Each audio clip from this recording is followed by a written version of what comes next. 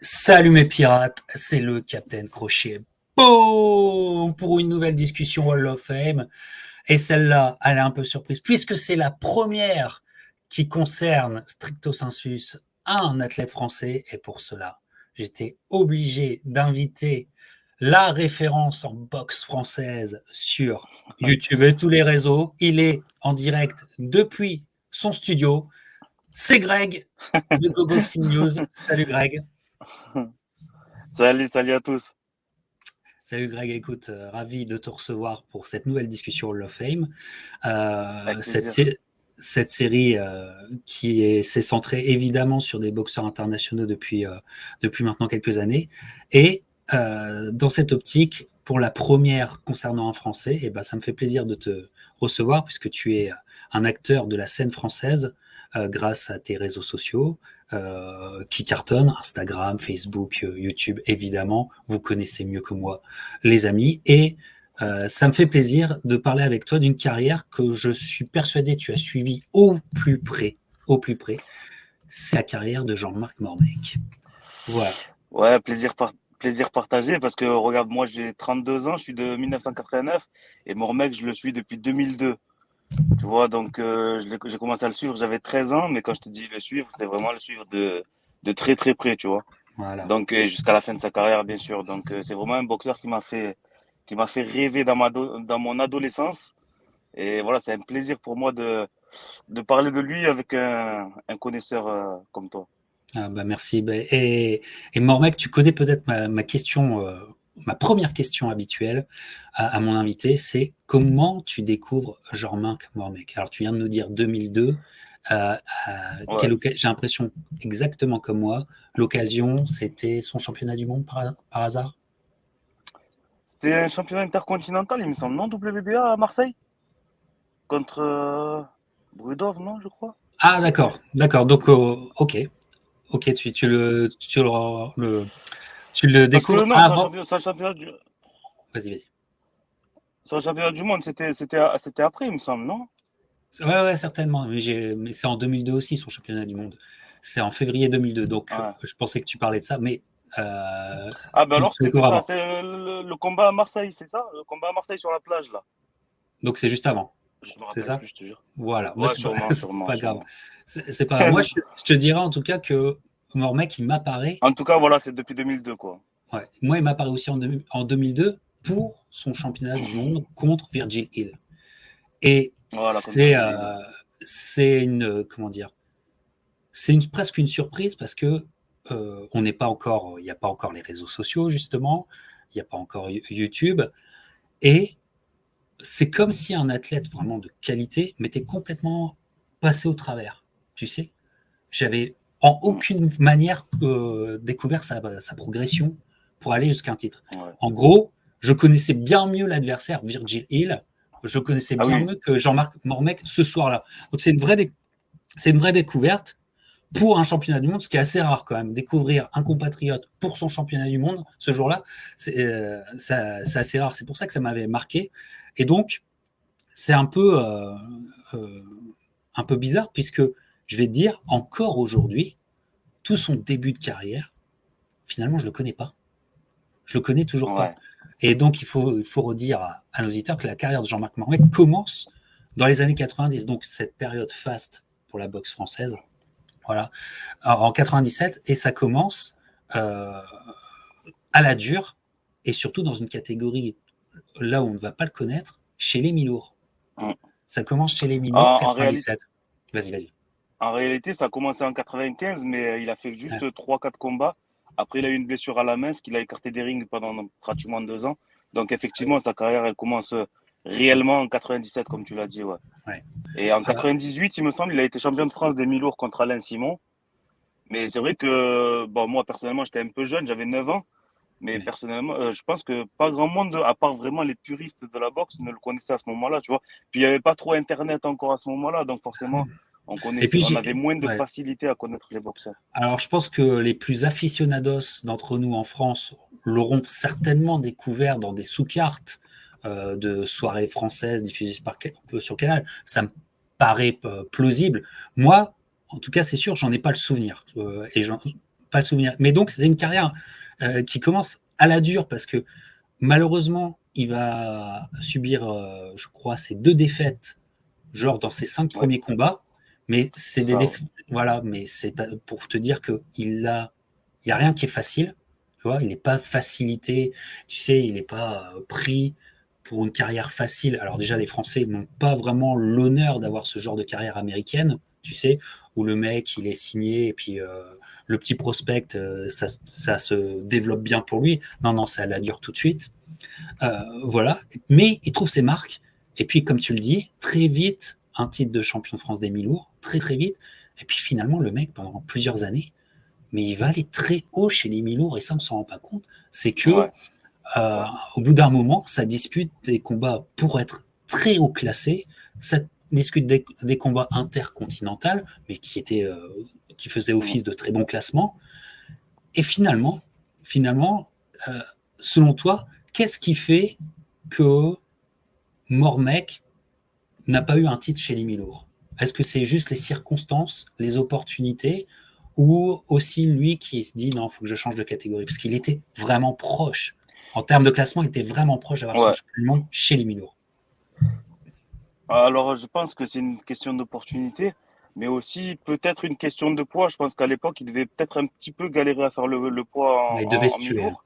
Mhm. Et voilà, il faut savoir qu'à l'époque, la transition était beaucoup plus facile qu'aujourd'hui parce qu'à l'époque, la limite des lourds légers était à 86 kilos. C'est pas comme aujourd'hui qu'elle est à 90, 700, tu vois. À l'époque, c'était Ouais, encore 86 kilos. ouais. C'était 210 livres, je crois. Et du coup, forcément, la transition était plus facile. Et puis après, c'était peut-être aussi une question financière. Peut-être que les défis les plus intéressants financièrement et sportivement, Ouais. ils étaient en lourd léger. Tu vois, quand tu C'était boxes un c'était Virgil Hill, 100 c'est, 190 livres. Et après, ils l'ont passé les fameuses années de Mormec oui, où c'est 190 livres, ils pardon, ouais, le c'est passent ça. à 200 livres, effectivement. C'est vrai, À système de livres. 200, ouais. Maintenant, c'est à Ouais, 200, ouais. Ouais, voilà. excuse-moi, ouais. Et, et- Et du coup, ouais, hmm. voilà, c'est ça, je pense, hein. Ouais, c'est ça, mais il devait se tuer, effectivement. Puis, alors qu'il est aux portes de quelque chose de grand chez les Milours, il doit se réinventer. Et comme tu le dis, certainement pour des questions de poids. Si jamais il nous écoute, si jamais il nous regarde, d'ailleurs, on le salue, je fais mon Michel Drucker. Salut Jean-Marc. Peut-être lui nous dirait mieux que nous, mais on suppose ça dans une carrière qui, malgré le fait qu'elle soit extrêmement intéressante sportivement, qui reste totalement inconnue, quoi. Totalement inconnu Ouais, dans son ouais, propre c'est pays. vrai. Ça va devenir un thème, hein, va devenir un thème de sa carrière, véritablement. Donc, transition, comme tu le dis, Greg, chez les cruiserweight, chez les lourds légers, à mon avis, c'était indispensable. Il s'adapte bien, et finalement, quand on regarde le Jean-Marc Mormec chez les cruiserweight, il s'adapte très bien, parce que quel athlète chez les cruiserweight, Mm. hein, le mec est Oui, et puis impressionnant. quand tu regardes, ouais, quand tu regardes ses combats en mi-lourd, il était vraiment sec, tu vois. C'était vraiment un muscle sec. Je sais pas si tu as regardé un peu des combats de lui en mi-lourd, mais vraiment, Non, toujours c'était un pas. peu à la Holyfield quand il était en lourd léger, un peu à la Ouais, Holyfield quand il était d'accord. en lourd léger, tu vois. Un Mmh. peu le même style de corps, tu vois. Donc, Ouais. ouais, je pense que prendre 4 kilos, 4-5 kilos, c'était vraiment pas un problème pour lui, tu vois. Pas un problème pour lui. Enfin, même, je dirais, une bénédiction pour lui, tu vois. Parce qu'il est Ouais. bien, il développe une boxe, et puis il développe une boxe qui va devenir vraiment sa marque de fabrique. C'est-à-dire, il est compact, il est sur Mm. son homme, il l'asphyxie, il est très bon très intelligent dans, comment dire, les combinaisons qu'il fait, corps-face. Ouais. Il y a beaucoup de, comment dire, très, il y a beaucoup de recherches là-dedans, et le mec asphyxie ses gars. Et donc, chez les lourds légers, ça va très vite en fait. Très vite. Il fait des combats à la fois pour s'équilibrer chez les lourds légers, et puis il prend en compte une belle opposition, mais qui montre très vite que c'est Mm. bon. Et donc, il va avoir son championnat du monde WBA. Bien sûr, on est avec les Zacharias à l'époque. Eh oui, Donc, forcément. qui dit avec les Zacharias, bon, un championnat du monde ne peut être que WBA, hein, évidemment, mais va arriver ce moment qui va en fait le faire découvrir à la France entière, en fait, tu vois. Et c'est incroyable qu'il faut que ça soit un championnat du monde. Et regarde, Mm. voilà le ticket. Alors, je ne sais pas si toi et tes proches Ouais. ont eu l'occasion. On est le 23 février 2002. Et on a ce championnat du monde entre Virgil Hill, oui, c'est le tenant du titre, contre Jean-Marc Mormec. Virgil Hill qui aura finalement boxé beaucoup en France. Il y a une histoire française de Virgil Hill, Hall of Famer, enfin une vraie légende. Ça se passe à Marseille, ta ville de cœur. Ouais. Ça a marqué les esprits, ça. Pourquoi? Ça marque les esprits parce que, donc, totale découverte pour Jean-Marc Mormec. Donc on se dit, qu'est-ce que ça vaut face à un Virgil Hill qui à l'époque est un vrai phénix, déjà à l'époque. C'est-à-dire que le mec a ressuscité combien de fois, notamment contre un autre Français en 2000, Greg, Fabrice Thiozot. Fabrice Thiozot, KO au premier round, bien sûr. Voilà, la plus grosse douche froide qu'on ait vécue en France. Voilà, énorme douche froide. Le Virgil Hill nous passe le KO de Fabrice et reprend le titre des Cruiserweight. Et enfin, c'était hallucinant. Puis il va le garder à un certain moment, ce titre. Voilà, chez les Cruiserweight, ce Virgil Hill, qui est légende chez les Milo. Et il y a ce combat. Voilà. Il y a ce combat, Greg, où, eh ben écoute, elle est belle celle-là. Elle est belle cette photo. Écoute, il y a Mormec qui se révèle, comme je le disais, à la France de la boxe, même à la France du sport, mais surtout au monde, et avec un Virgil qui, à mon avis, devait être un peu dans le même état d'esprit que moi. C'est-à-dire, il allait à la découverte. C'est-à-dire, il se disait, non, ce mec ne peut pas être à un niveau mondial, vu son chemin, vu son résumé, comme on dit. Et puis, bah, écoute, c'est tout le Mormec dans le texte. Il asphyxie son homme. Vas-y. Voilà. Puis en plus, Virgil Hill, c'était une légende, comme tu l'as dit. Il en a vu d'autres, tu vois. Il a boxé des grands champions. Et là, il voit un Français, tu vois. Déjà, un Français, on est sous-estimé. Pas très connu. Tu vois, il avait déjà 2 défaites. Il avait à peu près une vingtaine de victoires à ce moment-là. 23, peut-être 23 victoires à ce moment-là. Déjà 2 défaites, tu vois. Donc, il devait se dire, bon, ça sera un petit combat facile, tu vois. Et donc, facile, entre guillemets. Et du coup, voilà, je pense qu'il a peut-être un peu sous-estimé Mormec, tu vois. Ouais, très clairement. Et donc, on a du Mormec dans le texte. Il développe sa boxe, il est sûr de lui, il asphyxie Virgil. Et ça, finalement, c'est assez impressionnant parce que Virgil était vraiment un boxeur qui était difficilement, cadrable. Qui tournait énormément, enfin un énorme jeu de jambes, même chez les cruiserweight, même pour un cruiserweight, tu vois, et même en étant un vétéran. Et donc, c'est, je crois, un arrêt, si je me trompe pas, vous direz si je me trompe, c'est un arrêt vers le 9e round, et c'est quelque chose, et ou alors, je sais pas si c'est un abandon ou un arrêt, mais en tout cas, ça s'arrête au 9e round, et franchement, c'est une grande prise de titre pour un Français, c'est une grande prise de titre parce que là, comme tu le dis, c'est vraiment beau et c'est une belle prise de titre face à une légende. Donc, tu as quand même ça.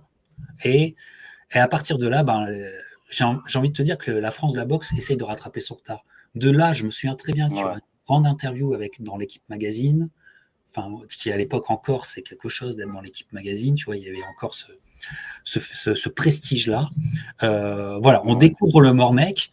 Et puis, en fait, on s'aperçoit, je ne sais pas si ce que tu en penses, Greg, c'est que Mormec devait absolument gagner cette ceinture pour au moins arriver à exister, parce que finalement, va arriver déjà un conflit qui va vraiment faire du mal à sa carrière, c'est le conflit avec les Zacharias.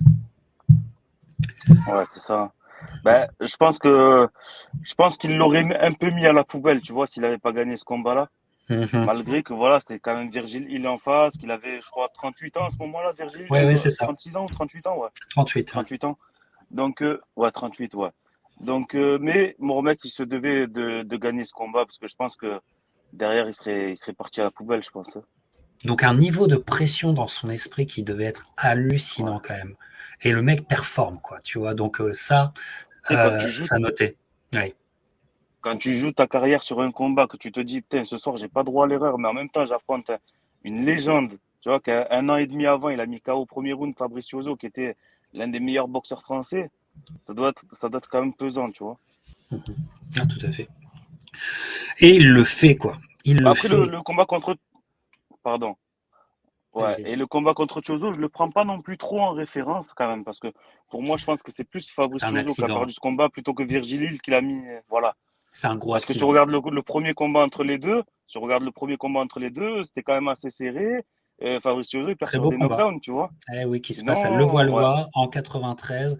Fabrice ouais, est un peu jeune, ouais. si on peut dire, à l'époque, mais tente sa Il avait chance lui aussi. 24 ans à l'époque, ouais. On est chez les Milours à l'époque, hein. On est chez les Milours.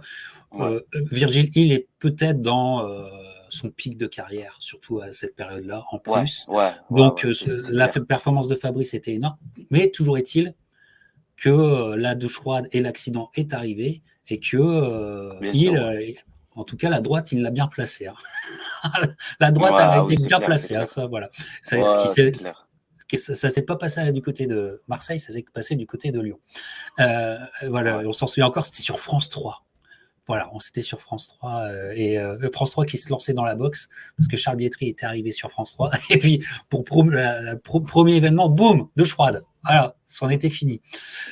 C'est dommage, ça c'est bien triste parce que en fait ça a été un vrai problème pour nous le public. Mais on revient sur Jean-Marc Mormec Ouais, c'est mon mec. qui en fait montre tout de suite que on lui fera pas comme au reste des boxeurs. Et en cela, j'apprécie comment dire, l'attitude, le caractère de Mormec, qui comprend très bien que il ne peut pas rester simplement pour se protéger. Tu me diras ce que tu en penses, Greg. Pour se protéger, il ne peut pas rester simple athlète. Il doit mettre les mains dans le cambouis du business. Et Ouais. il ne veut pas, et ça je respecte énormément, que finalement sa carrière soit menée et soit écrite par autre que lui. Ce qui est souvent le cas. Souvent les acariès, Mm. alors on peut comment avoir des griefs et à la fois du respect des griefs pour ce qui est leur carrière de promoteur. Mais il faut bien dire que dans la boxe française, les acariès, c'est eux qui écrivaient les carrières de leurs boxeurs. Ah oui, Et c'est que sûr. et qu'on était dans un truc balisé. Et Mormec, à la fois en ce qui concerne le futur, les propositions, même économiquement, il n'était pas dans ce registre. Lui, il avait des aspérités. Et rien que pour ça, il n'a pas courbé les chines, il n'a pas accepté à contre-cœur ce qui lui était proposé. Et donc, cette prise de titre est énorme, vous comprenez, parce que en prenant ce titre, il prend un argument très fort, l'argument fort Mm. d'avoir la ceinture. Et là, il veut prendre ses libertés avec les Acarias. Les Acarias lui en voudront très fort, puisque on va en parler, mais pendant plusieurs années, il va être blacklisté dans les médias, c'est-à-dire qu'on n'aura même pas la diffusion de combats qui étaient importants pour lui, des défenses de titre de Jean-Marc Mormec. On n'aura même pas la diffusion de ça, apparemment, soi-disant. C'est ce que Mormec dit sous un peu la pression des Acarias. Donc, mais il garde sa liberté et pour prendre sa liberté, eh ben, il va aller s'associer avec le boss de l'époque. Dans les années 2000, il est vraiment le boss, c'est Don King. Ouais. Voilà, Mm. c'est Don King et c'est comment dire, c'est pas simple. C'est-à-dire, oui, ok, tu quittes les Acares et donc d'une certaine façon, tu es obligé de quitter la France, mais pour aller avec Don King, c'est pas simple non plus. Mais euh, moi, le mec m'a fait super kiffer dans son attitude. Mais là, pour toi, Greg, c'est vraiment triste et un peu désastreux de voir que notre champion, en fait, ne va pas avoir de soutien médiatique en France et va devoir s'exporter. Ben, c'est ça, de toute façon, à l'époque, on va pas se le cacher, les Zacharias, ils pouvaient monter, mais ils pouvaient aussi démonter une carrière, tu vois. Donc, et puis, ils avaient les médias dans la poche, et ils avaient tout le monde. En fait, c'était eux les patrons de la boxe en France, tu vois. Donc, s'ils voulaient que aucun média ne s'intéresse à toi, malgré que tu es champion du monde, aucun média ne se serait intéressé à toi, tu vois. Voilà, Donc, donc c'est une bonne chose c'est une bonne chose de toute façon que Mormec soit parti. De toute façon, je pense qu'aussi c'est un peu de son côté un peu entrepreneur, tu vois, qui fait qu'il il voulait pas être géré par forcément par les Acarias. Et c'est ça. puis quand tu deviens champion du monde, tu essaies de voilà, tu te dis maintenant j'ai droit de toucher des vrais chèques, des vraies bourses. Et je pense qu'avec Don King, il a touché des bourses qu'il aurait peut-être pas touché avec les Acarias, tu vois. Tout, c'en est pas simple. Ça n'est pas simple, mais voilà. Et donc va commencer une carrière, ce qu'on appelle la carrière américaine de Jean-Marc Mormec. Mais il faudra remettre, on va en profiter pour remettre ça dans le contexte. Ouais, effectivement, il va avoir une très belle carrière, très prestigieuse par rapport à là où il va boxer, mais dans des soirées King. Enfin, c'est logique, dans les soirées King, où en fait, il l'a pas facile. C'est-à-dire que Mormec est signé par Don King, mais Don King ne travaille pas Mormec comme pour en faire une star américaine. Et d'ailleurs, en tant qu'Américain, ça n'a pas vraiment de sens. Il travaille Mormec pour avoir un champion qui a une ceinture et qui a du talent à proposer dans la plupart du temps des sous-cartes. Et donc, il va pas l'avoir facile il va pas avoir des adversaires easy, tu vois. Ah, c'est pas du tout ça. Et c'est pour ça que c'est un chemin de. Il prend des chemins de traverse, mais ça a de la gueule, parce qu'en fait, il y a du niveau tout le temps. Et le niveau tout le temps va se montrer, comme je vous le dis, avec, tiens, j'ai l'affiche de la soirée. Parce que les gens ont oublié que Mormec faisait partie de cette soirée. C'est une soirée dans les années 2000, peut-être tu t'en souviens, qui avait été hyper importante, un peu oubliée maintenant, mais c'est de cette soirée-là. Ah Ruiz contre ouais, Jones. d'accord, ok. Ouais. Parce Bah, tu que, vois, je me rappelais même pas que Mormec il avait boxé ce soir-là, tu tu vois. vois, et en fait, Mormec est en sous-carte de Ruiz Jones, qui se passe à Las Vegas, et il défend son titre contre Alexander Gorov, D'accord, ok. qui était ouais, on peut dire un vétéran, mais toujours bien classé, toujours dangereux. Norbert Ekassi s'en souvient, Dangereux surtout, ouais. dangereux. Et là, on a une performance de Mormec hallucinante. Il comme à son habitude, mais là c'est criant de vérité, il l'asphyxie, le Gurov. Le Il le bat Gurov, au septième, il me semble, non? il y a un knockdown. Alors, je sais plus comment, si le bat au septième ou si c'est un peu plus tard, mais en tout cas, il y a des knockdowns. Et je crois que tu as raison, au Ouais, septième, il y a un gros knockdown où le mec, ouais, il est déjà épuisé. Groff est déjà épuisé. ouais, ouais. Et ça, c'est toute la boxe de Mormec. Il t'épuise son gars, il est toujours sur ta gueule. Ça Ah travaille, oui. comme je vous le dis très bien, les ouvertures au corps et ça remonte du très bon travail. Et c'est ça pour une défense de titre encore une fois, ça a de la gueule. Belle défense de titre. Belle défense de titre. C'est un combat dont tu te souviens, Greg? Je l'ai regardé bien après, mais honnêtement, j'en ai regardé tellement des combats de Mohamed en plus, je me confonds toujours Gurov et Valérie Brudov. Tu vois, je me confonds toujours Ah, les deux, ouais. donc j'ai peur de dire des bêtises. Bah, donc c'est en sous-carte. Et c'est là où je veux en revenir parce qu'après, dans le discours qu'on a sur Mamek, on dit il aura fait une carrière américaine. Oui et non. Oui, c'est vrai, il aura fait une carrière, il aura été aux États-Unis, il aura été diffusé aux États-Unis, il aura été travaillé aux États-Unis, mais en sous-carte. Et ce qui est malheureux simplement, pour ce combat entre Mormec et Gourov. La seule chose qui est malheureuse, c'est qu'il n'y a personne dans le stade à ce moment-là. Le stade est encore un peu Et ouais. vide. Et le stade est, tu vois, le stade n'est pas rempli. Il est vide. Il est en début de retransmission du pay-per-view d'HBO. Voilà. Et c'est pas là où tu as une belle exposition, mais c'est pas là où tu as la plus forte exposition. Et Ah oui, c'est sûr. Mormec n'aura jamais une énorme exposition aux États-Unis, comprenez-moi. Voilà. Mais en tout cas, il défend son titre. Oui, et en plus, il doit avoir un beau chèque. Ça se passe à Las Vegas. Ça lui change de la France. Et surtout, il montre que des changements de dimension, changement de langue, changement de pays, ça change rien. Le mec est là, ça change rien, ça performe pareil. Ça, c'est très beau. Ouais. Ça, Et puis c'est bon. Vas-y. au-delà du chèque, je veux dire, même s'il a pas pris, il a peut-être pas pris des millions, au-delà de ça et au-delà du fait qu'il n'a pas eu une grande exposition parce qu'il était en début de diffusion, comme tu as dit, mais à ce moment-là, il connaît vraiment le côté grandiose de la boxe, tu vois, le côté un peu bling-bling, le côté je viens te chercher à l'aéroport en limousine, tu vois, le côté hôtel de luxe, tu vois. Je Ah pense bah que ce c'est là qu'il a passage, connu tout ça, tu vois. comme tu dis, ce passage obligé un peu d'aller boxer à Las Vegas, notamment dans une sous-carte, ça te fait de l'expérience. Ça te fait de l'expérience. Ouais, C'est un changement. Il y a des gens, enfin, il y a des boxeurs qui sont écrasés par ce changement-là. Hein. Tu vois, les boxeurs, tu les mets à Las Vegas, ils sont presque pas bien, tu vois, parce que Ah oui. ça peut être lourd à porter, tu vois.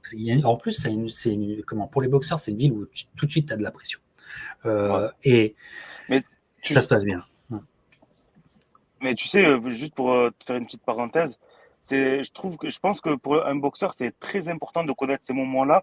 Au-delà, Mhm. même si tu touches pas des chèques de millions de dollars ou d'euros, tout ce que tu veux. Parce que je parlais il y a pas longtemps dans un gala de boxe à Marseille avec Mehdi Amar, et il me disait que voilà, un de ses meilleurs souvenirs dans la boxe, et pourtant il a fait une belle carrière, Mehdi, Ouais, mais un de ses meilleurs souvenirs dans la boxe, c'est quand il a boxé contre Gvozdyk aux États-Unis, et que voilà, et ils sont venus le chercher en limousine, qui voyaient sa tête sur l'affiche en 10 mètres sur 10 mètres ou je sais pas combien, tu vois, ouais, et qu'il a vu que ses parents, ils voyaient ça et qu'ils étaient tout émerveillés. Et il a dit, ça, c'est ma plus grande fierté, tu vois. Il m'a dit, c'est ouais. ma plus grande fierté d'avoir vu mes parents regarder ma tête comme ça sur des immenses affiches. Et tu vois, c'est ça aussi qui fait, C'est ça. Mm. voilà. Donc, Ouais, c'est c'est pour te ça. dire que, voilà, je pense que pour mon mec aussi, ça a dû être un peu la même chose. En plus, à cette époque-là, il était encore jeune, il avait 32 ans, donc 31 ans. Donc, je pense que ça a dû lui en mettre plein les yeux aussi. Ouais. Mais là, comment dire, la contradiction continue. C'est-à-dire que Mormec évolue dans un système américain, sous l'égide de Don King. Ça se passe plutôt bien, mais il n'y a pas de retentissement français, malheureusement. Mm. À des moments, à ces moments-là où euh, ça aurait pu être énorme parce que la qualité était là. Et donc, on verra dans l'histoire qu'on vous raconte aujourd'hui, monsieur, dame, que même ça, il arrivera à casser cette dynamique pour enfin devenir une star, mais ça arrivera un peu plus tard. Toujours est-il qu'il est un peu en expatriation forcée, cet endroit, mais qui défend son titre. Et il va même défendre son titre en Afrique du Sud pour la Mm. revanche avec Virgil Hill.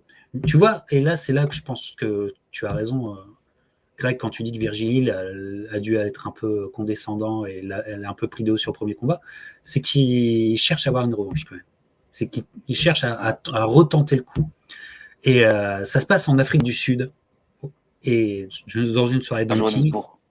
Ouais. Donc Mormec aura bien voyagé, hein, parce que ça, c'est assez rare quand même. Aller boxer en Afrique du Sud, tout le monde ne le fait Mm. pas dans sa carrière. En plus, encore contre un Hall of Famer, contre Virgil Hill, hein, ça reste la même star. Alors, aussi, devons nous rappeler qu'il y a une petite ombre au tableau qui se présente, c'est que, si je ne me trompe pas, Greg, c'est qu'après le premier combat, Virgil Hill aura été testé positif. On s'en souvient plus de Ah, ça. ça, tu vois, j'ai pas de souvenir, je me souviens pas, Et mais c'est possible, hein. C'est possible. j'ai une hésitation sur le premier ou le deuxième combat. Si vous nous écoutez, vous nous confirmerez dans les commentaires. Euh, je pense bien que c'est après le premier combat en France, il a été testé positif. Et ça m'avait mis une ombre à la statue Virgil Hill. Puis ça expliquait les Ouais, choses pourquoi il était aussi bien chez les cruiserweight, évidemment. Enfin bref, ouais. voilà, ça c'est paru évident quand on l'a su. Donc il y avait cette ombre-là. Et donc le combat se fait en Afrique du Sud, et là c'est bis repetita. C'est-à-dire que Mormec, alors il fera la limite, euh, Virgil Hill, sur ce deuxième combat, mais au forceps, hein, vraiment au courage, il fera la limite, parce que il prend aussi cher qu'au premier combat. Il prend Ouais, aussi c'est cher ça. qu'au premier Ouais, combat, il y a même un gros knockdown, même en début de combat, je crois bien, et après c'est vraiment une longue souffrance que fait subir Jean-Marc Mormec, Greg. ouais, c'est ça. De toute façon, on va dire que à ce moment-là, c'est le début du prime de Jean-Marc Mourmec entre 2004 et 2006. Parce que ce combat-là, il me semble que c'était en 2004. Ouais. Donc entre 2004 et 2006, voilà. C'est vraiment là son prime, tu vois. Et non, ouais, franchement, c'était un très très beau combat. Et c'est Ouais. à ce moment-là que la France découvre vraiment Jean-Marc Mormec, parce que je me rappelle que il y avait des articles sur lui dans les journaux, il était passé dans tout le sport sur France 3, il était passé sur Stade 2. Donc c'est vraiment à ce moment-là, il me semble que vraiment la France découvre le Mm. grand Jean-Marc Mormec, tu vois. Il arrive à casser la malédiction là. Moi, je pensais que c'était un peu plus tard qu'il arrivait à casser cette malédiction et à se Toi, tu faire. pensais que c'était contre Braithwaite? Ouais, c'est ça, mais mais je pense que je peux me tromper, mais ça arrive avant, où il arrive à casser la malédiction et à avoir du retentissement en France, même si ce combat n'était pas diffusé en France. Et là, il n'y avait pas d'internet, il n'y avait pas moyen de pirater comme on fait maintenant, tu vois, et tout. Et c'est bien triste parce que quand même, voilà, c'est encore une défense de titre d'un champion d'un title holder. Moi, je préfère l'appeler jusqu'à présent un title holder français. Et bon, on est dans les années 2000, hein, et enfin, je veux dire, ça courait pas les rues non plus. Malgré qu'on ait eu des bons champions en France, et je veux dire, on n'avait pas un cheptel à l'infini, tu vois. Et bah, c'est encore une belle victoire. Vas-y, Greg. Après, moi, je te dis que la France l'a découvert à ce moment-là parce que moi, en tant que fan de boxe, je scrutais tout ce qui se passait dans la boxe, tu vois. Ouais. Donc, je le voyais dans les journaux, je le voyais un petit peu à la télé, Non, mais t'as mais un raison. mec qui ne suivait pas la boxe n'avait peut-être pas, il Ouais. ne l'avait pas, peut-être pas connu à ce moment-là, tu vois. Ouais, Moi, en parce tant qu'il que va. fan de boxe qui scrute un peu tout, je l'avais vu à ce moment-là. Ouais, pour les fans de boxe, c'est là où sa présence, là, Voilà. on peut plus nier sa présence. Mais après, pour les fans de Voilà, c'est ça. sport, ça arrivera un petit peu, C'est autre juste chose. un peu plus, quelques mois plus tard, vraiment. Et donc là, il y a encore une fois, pour la carrière qu'il propose, c'est encore du Mormec dans le texte, c'est-à-dire qu'il va enfin, qui veut faire des choses qui ne sont pas si habituelles que ça pour un Français. Il est avec Don King, et je pense que là, il a fait aussi, c'est pas un combat sur le ring, mais c'est un combat avec Don King. On sait que Don King, il te prend de la tête, il te retourne le cerveau, et il fait ce qu'il veut de toi. Ouais. Donc, pour avoir ce que tu veux de Don King, c'est un combat en soi, quoi. Je veux dire, faut être un acharné, faut rien lâcher, tout ça. Et il lâche rien. Et il y a un gros projet qui se met en place. C'est pour cette catégorie, qui est une catégorie difficilement vendable, les cruiserweight, difficilement vendable, Ouais. mais c'est le projet d'unifier le titre et de participer à ça. Et Mormec, eh ben, il se lance là-dedans, mais vraiment, je pense qu'avec un enthousiasme débordant, tu vois. Il ne peut pas avoir ses réunions en France, il ne peut pas encore connecter avec son public, mais là, il propose un truc qui a de la gueule, qui a une putain de gueule, c'est-à-dire une réunification de titres. Euh, et c'est un changement de dimension. Alors encore faut-il réussir à unifier le titre. Et il a un Ouais. combat contre le champion WBC. Il a la ceinture WBA. Le champion WBC, c'est Wayne Braithwaite. Braithwaite, c'était un très très bon boxeur. On l'a un peu oublié. Ah ouais. Un excellent boxeur qui venait des Caraïbes, qui avait des origines de De Grenade. Guyane. C'est Il de était Guyane. guyanais, il me semble, hein. Ouais, il Guyanais. me semble Je qu'il était pensais qu'il y avait. guyanais, ouais. Ah, je pensais il y a l'île de Grenade et pas loin de Trinidad et Tobago, mais je dois me tromper. Mais fan de reggae, il rentre toujours Pas avec la des. Guyane française, hein. Non, Pas non, la Guyane française, hein. Voilà. effectivement, Pour les anglophone. gens, je sais que toi tu sais, mais pour les gens qui vont Ouais. regarder la vidéo. Et, euh, et c'était un super boxeur, c'est-à-dire que il avait un très bon jeu de jambes, il avait les skills, Ouais. il pouvait switcher gaucher droitier, et il faisait ça presque naturellement, tu vois. Très très compliqué à boxer. Et puis le combat arrive. On est du côté de Massachusetts, voilà. Et pour un excellentissime combat. Et là, c'est génial parce que il y a un intérêt, réunifier des titres, et les mecs vont sortir un combat. Mormec reste dans sa boxe et Braithwaite, lui aussi, quelque part. Donc, Mormec va de l'avant, constamment, hyper bon, au-delà du mec qu'on aime et qu'on apprécie. Je pense que Mormec, il a montré dans toute école de boxe pour ses blocages. Sa science du Ouais. blocage est Ouais. vraiment C'est vrai. incroyable. Regardez-la, vous apprendrez des choses. Donc, il y a toute cette science-là qui se met en place. Il travaille, euh, il travaille sur le dur. Mormec travaille le coup dur. Il travaille, alors que Braithwaite, c'est plus d'être boxeur. Mais je me souviens d'échanges, et notamment de Braithwaite qui arrive à trouver des ouvertures au corps. Et là, tu te dis, Mormec, c'est un putain d'athlète parce qu'à un moment, je crois que Braithwaite, il met 5-6 crochets de suite au corps. Et bon, Ouais, ouais. le mec, il était puncher. Tu te dis, waouh, Ah oui, waouh, frappé, hein. elle est frappée. Et en fait, c'est un combat super plaisant à suivre, en fait. Moi, je trouve que, tu sais, en termes juste, alors c'est pas un terme qui convient, mais en termes de fun, c'est en termes de plaisir à regarder, je crois que c'est un des plus plaisants de la carrière de Mormec. Et puis, même si le combat est serré, la deuxième partie de combat va tourner à l'avantage de Mormec pour, au Ouais. final, une grande victoire au point, tu vois, euh, pour finalement un très beau combat, un peu trop oublié. Qu'est-ce que tu en penses? Ouais, bien sûr.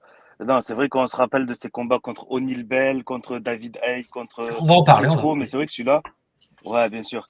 Mais c'est vrai Ouais. que celui-là, aujourd'hui, on n'en entend pas beaucoup parler, alors que Mhm. c'était il y a seulement 15 ans en arrière, bon, 17 ans. C'était en avril 2005, il me semble. Mais c'est vrai qu'on n'en entend On pas parler, vieillit, hein. alors que c'est Oh là là, on prend un vraiment, coup de vieux, là. Pouf. ouais, tu vois, mais c'était vraiment le grand combat de Mormec, tu vois, celui où vraiment c'est devenu le grand Mormec, il a unifié les ceintures. Jamais un boxeur français ne l'avait fait, contrairement à ce que disaient les journalistes à l'époque. Ils disaient que c'était le premier depuis Alphonse Alimi. Mais à l'époque d'Alphonse Alimi, il n'y avait pas de fédération. Tu vois, il y avait le titre de champion du monde, Ah, mais oui, il n'y avait pas le WBA, titre était WBC, unifié. IBF. Le titre des Voilà, coqs ouais. d'Alimi était Voilà, le unifié. titre. C'était un titre en soi, donc il n'y avait pas question de, Voilà, il y avait c'était pas un seul le titre. concept de Mais réunification Alimi n'avait n'était pas lieu pas d'être. allé. Voilà. Voilà. Alimi n'était pas allé prendre la WBA, puis la WBC, puisqu'elles n'existaient pas à l'époque, tu vois. Voilà, tout à fait. Donc c'était entre guillemets le premier Français à unifier un titre mondial, tu vois. Donc c'était beau. Ouais, c'est beau, mais ça aurait pu être beau pour le résultat avec un combat dégueulasse, mais c'est tout l'inverse. C'est un très très beau Ah oui, combat qui est oui, oui. hyper plaisant, puis Puis hyper lisible pour, voilà, par exemple, je pense il y a des gens qui ont commencé à s'intéresser. Donc je suis sûr qu'il y a des gens qui nous regardent aujourd'hui, là, qui nous écoutent, parce qu'on est en vidéo, on est en podcast, Greg, et ça fait partie peut-être de leur premier combat, tu vois, qu'ils ont gardé, c'est tu fort possible, ouais. vois. Mm. C'est fort possible. Mais ouais, et puis comme tu dis, c'est pas comme s'il l'avait gagné de manière un peu controversée à la maison, tu vois. Là, non, Mhm. il a gagné à l'extérieur. À Bon, l'extérieur, c'était pas, voilà, c'était pas chez Wayne Braithwaite non plus, parce non plus. que voilà. Mais voilà, il a gagné. Il n'était pas chez lui, mais il a bien gagné, tu vois. Il a Il a bien bien gagné. gagné, donc très beau combat. Et, euh, et ça va tout changer, je pense, dans sa carrière. Alors, encore Ouais. la part d'ombre, enfin, le petit couac que malheureusement je dois vous redire, parce que quand on vous parle de carrière américaine, attention, qu'est-ce que ça veut dire? Oui, c'est aux États-Unis, mais c'était pas du tout un combat attendu par le public. Ça fait partie, il est combat principal d'une carte où le public était plus intéressé par Luis Colazzo contre Riviera, je crois, qui a lieu juste avant. Et C'est ça. ce qui fait malheureusement, regardez bien les images, c'est ça qui est un peu triste, ce qui fait que le stade est pratiquement vide quand le combat se fait. Et Incroyable, hein. le stade et c'est triste, quoi. C'est triste parce que tu l'aurais mis, ce combat, tu l'aurais mis évidemment en France. Il y aurait déjà eu plus de pluie, mais quelque part, tu l'aurais mis à Montréal, tu vois, juste de l'autre côté de la frontière, parce qu'avec un francophone en jeu, il y aurait eu aussi beaucoup plus de Ah public. oui, ah oui, c'est Et sûr. c'est sûr, non, c'est évident. Et c'est dommage, là, mais vous comprenez que ça remplissait les cases, c'est-à-dire que les combats de Mormec remplissaient les cases, notamment pour ce que Don King proposait à Showtime. Parce que là, ça va être des combats qui vont être diffusés par Showtime. Mais ce qui est bien, c'est que ça va être diffusé aussi en France. Souviens-toi, Greg, sur TPS Star. Et ouais, TPS Star, oui, oui. on est sur À TPS l'époque, ils Star qui faisait avaient. la boxe. Ouais. Ouais. Voilà. Donc il va y avoir un effort de la part des Français. Voilà, il y a ce nouveau média, et puis Les vas-y, Français, c'est bon. ouais. Voilà, donc enfin, tu vois, enfin, il y a un peu de rétribution là-dessus. Mais toujours est-il qu'il y a cette photo qui est géniale, Greg. On a Jean-Marc avec Elle les est deux magnifique, ceintures. celle-là. Elle est magnifique, cette photo, c'est juste après le combat. Ouais. Voilà, et c'est une photo qui est, à mes yeux, hyper importante. Hyper importante, pourquoi? Parce que Tu vois, Mormec, c'était juste après. vas-y, vas-y, Greg. Pardon, excuse-moi. C'était juste, comme tu dis, c'était juste après le combat et derrière lui, tu vois, les sièges, ils sont vides. Ah Il n'y a ouais, pas une seule personne derrière. C'est tout le grave. monde était déjà parti. Tout le monde était, c'est malheureux. Euh, mais là, ce que Mormec fait, c'est très important parce qu'en fait, il change les habitudes. C'est un mec qui casse les habitudes. Pourquoi? Alors, euh, je suis un fervent défenseur de la belle page française de boxe des années 90-2000, il n'y a pas de souci. Mais il y avait une habitude, à part certains qui ont des parcours où ils sont devenus 2 fois champions du monde, etc. Donc ça, Enfin, ils nous ont fait kiffer, ils m'ont fait rêver, j'en ai fait plein de vidéos. Mais il faut quand même reconnaître que, en tant que Français, on devenait plus tenant de titre que champion du monde. Parce que les titres étaient déjà divisés, et que quand on avait la chance d'avoir un Français qui avait une partie du titre, une ceinture, souvent la WBA, ce qui était malheureux, c'est que il ne devenait pas le nom de référence de la catégorie. Il y avait d'autres choses qui se passaient dans la catégorie qui faisaient qu'aux yeux du monde, et notamment des Américains, il n'était qu'un title holder de plus. Par exemple, un que j'adore, que tu adores aussi, Greg, Laurent Boudouani, qui a fait une magnifique carrière, qui est un grand champion. Malheureusement, il est champion à un même moment où Félix Trinidad est aussi champion avec une autre ceinture. Et qui reste dans les mémoires, malheureusement, c'est plus Trinidad que Boudouani. Trinidad, bien sûr. Voilà, ça, on pourra en parler longtemps. Mais là, en fait, il change la donne, Mormec, en faisant ça. Pourquoi? Parce qu'en ayant 2 ceintures, il devient le nom de la catégorie. Tu vois, il devient le nom référence. Et si on parle cruiserweight ou lourd léger, si on parle des lourds légers à partir de ce moment, on parle Mormec. Ça devient le champion.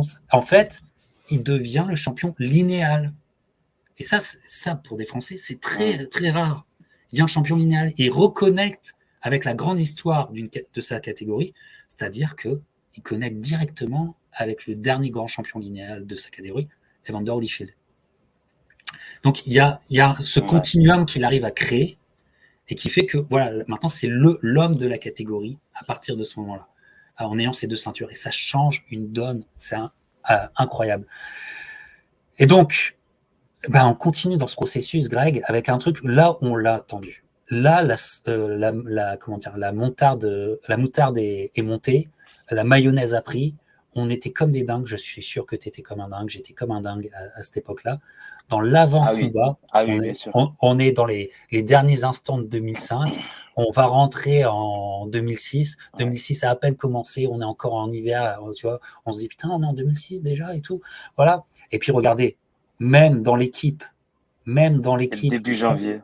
Voilà, en début janvier, Mormec à son sommet avec une belle photo contre Braithwaite, parce qu'il y a le combat contre Bell, qui arrive contre O'Neal Bell. Et mon cher Greg, on est bouillant. O'Neal Bell à la ceinture IBF. Mormec, WBA, WBC, et on peut avoir un Français qui peut arriver comme Tyson à l'époque avec les 3 ceintures, ce qui ferait de lui le champion linéal clair. Oui, il resterait la WBO, mais là, il y a une évidence. Et le combat va se faire, alors sera diffusé par TPS Star, voilà, mais TPS Star aussi, on est toujours à New York. Là, on est à New York, au théâtre du Madison Square Garden, et là, il y a du public. Mais c'est pas la tête d'affiche. Ouais, c'était la petite salle du Madison Square Garden. Exact. Mais regarde, la tête d'affiche, c'était Zab Judah contre Baldomir. C'était ça la tête d'affiche. Oui, c'est vrai, il était, oui. Et oui, et Mormec est juste avant. Le fameux combat de Zab Judah contre Baldomir. C'est une sacrée soirée, ça. Ça, c'est une soirée, il y a eu tellement de choses qui se sont passées. Voilà. Donc ça a de la gueule. On est bouillant. C'est un peu une surprise, Baldomir contre Zab Judah aussi. Ouais, tu m'étonnes que c'était une surprise. Mais concernant Mormec, il arrive, il est prêt. Mais il y a plein d'histoires autour de ce combat. Il y a plein d'histoires. C'est-à-dire qu'il arrive, mais il y a plein de petits trucs. Je crois qu'il perd son sac. Il a passé ses valises. Il perd son protège-dents. Oui. Perdre son protège-dents. Il est obligé d'aller acheter un putain de protège-dents à la con en magasin. Parce que les protège-dents, c'est pas des protège-dents que tu achètes en magasin. C'est des protège-dents, tu vas chez le dentiste et tu fais des protège-dents moulés. Bien sûr. Etc. Donc, voilà. Donc, il fait comme il peut. Vraiment, c'est vraiment, tu vois, c'est vraiment avec de la débrouillardise qu'ils arrivent à obtenir un protège-dents de merde. Donc, il va monter sur le ring avec un protège-dents de merde. Ça. Donc, il y a des petits indices qui font dire que on est sur quelque chose de compliqué. Et puis, on ne connaît pas O'Neal Bell. On ne connaît pas vraiment O'Neal Bell, tu vois, à ce moment-là. On va le découvrir. Et puis, on va découvrir On va C'est découvrir un sur ce combat-là personnage. qu'on le découvre. Ouais. C'est exactement, Greg. On va découvrir un personnage qu'on va apprendre à connaître. Mais Greg, je te laisse la parole. Euh, Raconte-nous tes souvenirs et raconte-nous ce combat. Ah ben moi je l'avais regardé avec un TP Star piraté. C'était un combat que j'attendais avec impatience, bien sûr, comme tout le monde, hein. Et surtout avec les conférences de presse, O'Neal Bell, ce qu'il avait dit un peu en conférence de presse un peu avant et tout, il était assez. Tu voyais que c'était le mec qui était vraiment déterminé, ouais, il voulait lui arracher la tête, clairement, hein. Ouais. Et non, après le combat, c'était un KO au 10e round, il me semble. Oui, ouais, ouais. C'est un KO au 10e round, c'est KO au exactement 10e ça. round, ouais. Ouais. Ah ouais, tout à fait, mais Ouais, ouais. Non, ouais, franchement. vas-y, vas-y. Non, non, vas-y, vas-y. Ouais, un KO au 10e round, mais comment dire, qui est crève-cœur parce qu'on a un grand combat. On a un très grand Ouais, combat. On a ouais, ouais. un combat très. Un grand combat, mais Vas-y, vas-y, Greg, vas-y, c'est un vas-y, peu à vas-y. l'image de son combat aussi, c'est un peu à l'image de son combat dont on parlera juste après contre David Haye, où Mormec fait un très grand combat, mais qui se fait avoir à un moment donné du combat et ça pardonne pas, quoi. Puis il est coincé dans le coin, O'Neal Bell lui met une bonne série, Mormec il tombe, O'Neal Bell il lui rajoute un coup derrière la tête, tu vois, je pense que c'est Ah, vraiment ce coup-là qui il y l'a a, assommé, tu vois. il y a du dirty parce que souviens-toi, en fait, donc le combat commence. Donc Ouais, rappelons qu'il y a une entrée sur le ring de Mormec dont je me souviendrai parce qu'il a la classe. Tu sais, il a eu un costume ouais, fait par un ouais. couturier, tu sais, où en fait c'est comme si un. Agnès B, par Agnès B à l'époque. Voilà, tu vois pourquoi Greg est venu parce que des détails comme ça, faut les ressortir quand même. Et et, et, et il a vraiment top la classe et le combat démarre sur les chapeaux de roue. Ce qui est très fort avec ce combat, il est alors il est crève-cœur pour nous, mais c'est un combat très plaisant parce qu'il est très spectaculaire. Il y a des enchaînements spectaculaires de la part de Mormec Ouais, qui, sachant qu'il n'a pas son protégeant, tout ça, je pense qu'il joue chaque coup, il joue le tout pour le tout sur chaque coup. Il met tout dans ses coups. Il met tout dans ses coups. ah Et oui. O'Neal Bell, franchement, le O'Neal Bell est secoué. O'Neal Bell est secoué. Mais O'Neal Bell était aussi Ouais. truqueur, hyper intelligent sur le ring. Donc, en fait, tel un roseau, il va plier, mais il va pas céder. Il va pas céder pendant les premiers rounds qui sont pour Mormec, qui sont vraiment pour Mormec. Et puis là, Bell, finalement, voit que Mormec, avec le débauche d'énergie qu'il a, en train de fatiguer, progressivement il fatigue. Bell développe sa boxe. Il y a aussi des petits coups bas. Il y a un coup bas et un coup sous la ceinture qui fait mal à Mormec. Regarde, Ouais, des combats, ouais, il y en avait il eu. met un genou à Ouais. terre. Et d'ailleurs, bêtement, je trouve, et c'est là que tu vois que il y avait des côtés où il n'avait pas vraiment d'expérience du dirty, Jean-Marc, c'est qu'il repart tout de suite au combat. Alors que le arbitre lui dit, mais tu sais, Ouais. tu peux avoir 5 minutes, Alors, hein. t'as droit à 5 minutes. Tu peux avoir 5 minutes, Ah oui, exactement.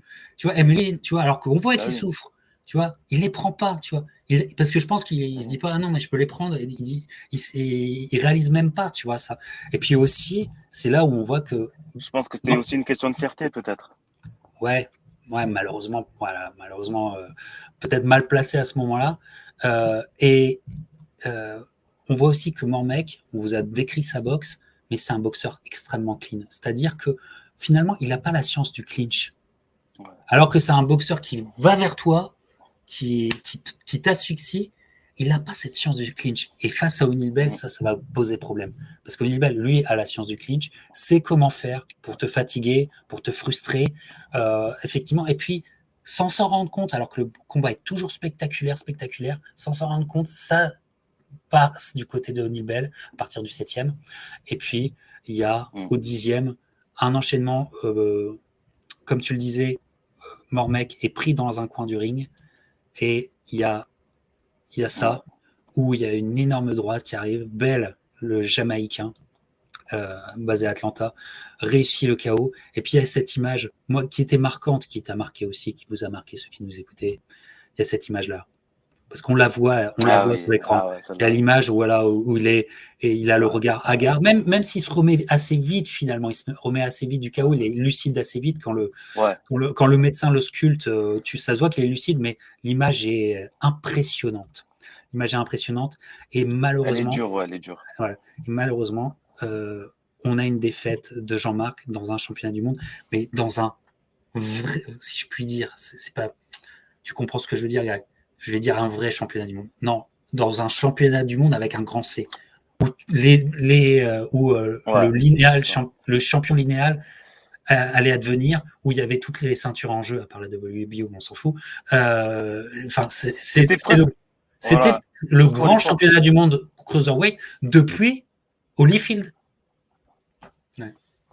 Vas-y, Greg. J'allais te dire, à l'époque, c'était pratiquement un indisputé, Oui, un oui. indisputé puisque la WBO, elle était vraiment mise de côté à l'époque, vraiment, vraiment, quoi, tu vois. C'était presque à la limite d'être une fédération presque mineure, j'allais te dire, tu vois, Ouais, à ouais, l'époque. qui, quelques années auparavant, elle était encore mise, tout à fait. Et puis, de toute Ouais, façon, quand voilà. tu avais les trois, s'il Donc y en voilà, avait qu'un, voilà, vas-y. voilà, bah oui. Ouais. Je me rappelle Et, même plus qui c'était le champion WBO à l'époque, mais on s'en foutait un peu, tu vois, ouais, voilà, c'était Mormec et O'Neil Bell, quoi. ouais. Je me demande si c'était pas déjà Enzo Maccarinelli, le Gallois, Ah oui, oui, oui, bien copain de vu, bien Calzaghe. vu. Je crois que c'était déjà Ouais, lui ouais, il me à semble l'époque. aussi, ouais. C'était Ouais, déjà lui. Euh, c'est ça, c'est et, vrai, c'est vrai. et, et là, c'est un énorme stop. C'est parce que tout était si gagné, c'était génial. Parce qu'il y avait une émulation qui se passait dans le sport français, il se passait un truc. Euh, je me souviens que je crois que c'est sa ville de Pantin qui diffusait, il y avait pratiquement il y avait des centaines de personnes qui Ouais, étaient allées voir le combat. Enfin, il se passait un vrai truc, tu vois. Donc s'il avait ouais, gagné ce combat, c'était génial. Mais peut-être que s'il avait gagné ce combat, on l'aurait plus jamais revu en France. Peut-être.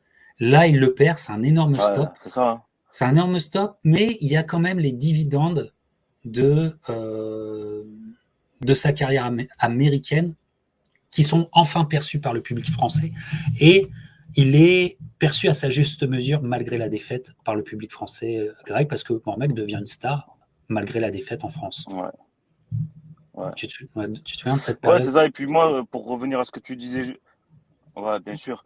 Et puis pour revenir à ce que tu disais juste avant, je pense que c'est un mal pour un bien qu'il ait perdu ce combat-là, parce que regarde, on a eu la revanche en France quelques mois plus tard. Non, un an et 2 mois plus tard, On va en parler parce après. qu'entre-temps, il avait fait un combat contre Sébastien Hill. Ouais. Voilà. Mais ouais, et voilà, et on a eu la revanche. Malheureusement, c'était que pour le titre WBA et WBC parce que l'IBF avait. On Bon, va on en en parler parlera tout à fait. tout à l'heure, de toute façon. Ouais. Mais voilà, pour te dire que c'était voilà, c'était un mal pour un bien, puisque finalement, on a eu cette revanche en France, quoi, sur Canal+. Ouais, c'est un retour, un retour en France. Il a une exposition médiatique. Et là, il a marqué les esprits. Voilà, et finalement, à cette période-là, finalement, là, on va rentrer dans un débat qui a tout. Mais c'est là où on rate le coche. La boxe française rate le coche. Je m'explique. Il y avait un. Allez. Ouais, bah, voilà, tu sais où je vais en venir. Il y avait une rivalité naturelle, enfin bref, pas une rivalité de personne, mais une rivalité sportive naturelle qui était devant nos yeux. Même catégorie, oui, Allez. bien sûr, pas même carrière, même réputation, même De grands renommée, champions. de grands champions. Et puis dans cette année 2006, il va y avoir des tractations, ça va se parler. Mais malheureusement, ça va jamais se faire. Ouais. Mormec, Thiozo, à ce moment-là, on en parle, ça discute, ça essaye de se faire. Oui, il y a le combat de reprise contre Sébastien Hill, encore une fois aux États-Unis, dans une belle sous-carte d'ailleurs, mais qui passe lui inaperçu. Tu sais pourquoi? Parce on a un Ah jour ou oui, deux jours, inaperçu complet, ouais. bah, 2 jours de la finale de Coupe du Monde avec Zizou. Donc, donc tu vois, ça Ah passe au oui, travers. ah oui, Ça passe complètement. Je m'en ah oui, souviens, tu vois. Ça ah passe au oui. travers, tu vois. Là, T'as le vu, coup de tête de j'ai Zidane, sorti il a ça pris pour tout le buzz, là, hein. j'ai sorti ça pour toi, Greg, hein. Tu sais, je l'ai mis aujourd'hui Ouais. pour toi. Voilà. Mais pendant des mois, on en parle, ça ne se fait pas. Et moi, je pense que ça ne se fait pas. Alors, bon, Chozo était plutôt, voulait plutôt arrêter. Il avait des problèmes à un œil aussi à l'époque. voilà, moi je connais des boxeurs. Alors, on va pas lui jeter la pierre, hein, c'est normal, la santé avant tout. Mais bon, Oui, bien sûr. j'ai connu beaucoup de boxeurs qui ont eu des problèmes à l'œil et qui avaient quand même continué à boxer. Mais on va quand même pas lui reprocher ça. Qui Bon, sont bref, revenus avec des décollements de rétine, ouais. Ouais, c'est bien clair. sûr, on en connaît et qui kickbox toujours. Et, euh, et il y a Fabrice Thiozo et là, tu vois, c'est un vrai problème. Alors, bien sûr, ils ont leurs raisons et on n'a pas à leur jeter la pierre. C'est eux qui montent sur le ring.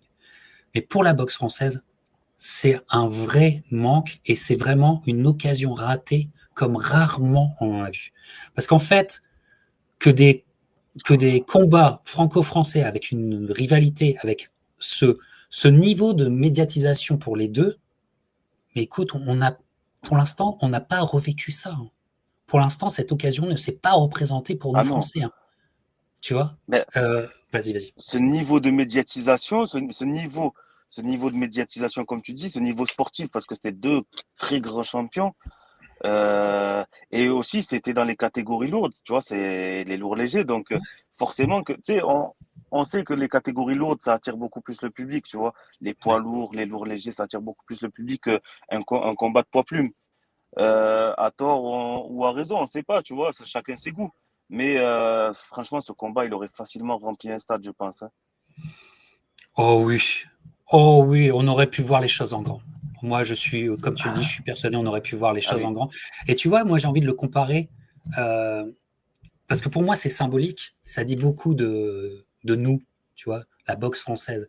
Parce que, euh, en tant que marché, tu vois, en Europe, bon, il y a le marché anglais qui est hallucinant. Et j'aurais pu prendre mes exemples de rivalité anglaise là-bas, hein. Eubank Ben, et tout, tu les connais, hein. Je veux dire, eux, c'est des spécialistes pour ce Hmm. qu'on appelle les domestic fights de folie, hein, et qui nous ont toujours fait, hein. Genre, je parlais Ouais. il y a quelque temps sur ma chaîne, je parlais de Froch contre Groves. Qu'est-ce que c'est sinon un truc de fou Ah pour oui. un. Voilà. On Ah aurait oui. pu faire quelque chose de beau. Et moi, je veux le comparer à autre chose. Je veux comparer à un marché qui ressemble plus à la France, mais qui est quand même qui a toujours été au-dessus de la France, c'est l'Allemagne. 10 ans auparavant, Ouais. en Allemagne, ils ont la même situation. Et à la différence de la France qui rate le coche, les Allemands ne ratent pas le coche. Mais ça aurait pu ne pas se faire. Parce que je parle d'une rivalité, mais qui va faire. Moi, j'ai deux, trois potes allemands et qui m'en parlent encore de ça. Henri Masque contre Graziani Hmm. Rocchigiani. C'était les deux Allemands. Il y avait une rivalité sportive. Et Masque était en fin de carrière, hein. Ça aurait pu, et puis en plus, à l'époque, il commençait à être blessé et tout ça. Ça aurait pu ne pas se faire, mais ça se fait. Et ça change là tout. Ça change tout. Ça devient cristallisant, ça devient un marqueur, une date forte de la boxe allemande. Ils font ça dans un stade de football, je te raconte pas, il y a du public.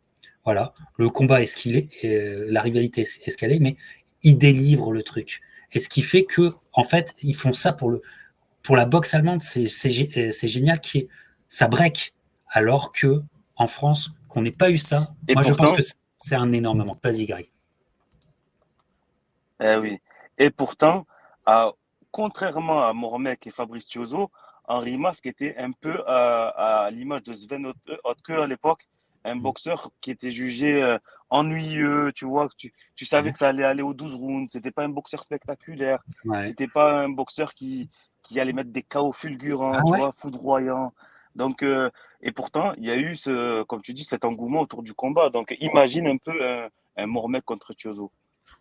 Voilà. Et ça, je pense que, alors, je pense on a pâti de ça pendant au moins une décennie. Franchement, je le pense vraiment, tu vois. Là, il y a un renouveau et tout ça, mais ça a été un vrai manque. Bon, peu importe. Peu importe, parce que Mormec, je pense que lui était aussi dans l'objectif de la reprise de ses titres. Il l'avait vraiment mauvaise de ce combat contre Onilbelt, cette défaite crève-cœur, dont je pense il avait beaucoup de regrets et tu sais, il y a beaucoup de remords parce qu'il y avait plein de petites choses qui n'étaient pas allées. Il le savait très bien. Et donc, il est de retour en France. Alors ça, c'est qui est derrière, c'est Patrick Balkany-Levallois qui arrive à monter ce combat. Ça se passe sur Ah oui. Canal+. C'est un vrai événement en France. C'est génial. L'affiche est pas trop mal. Je te la mets là.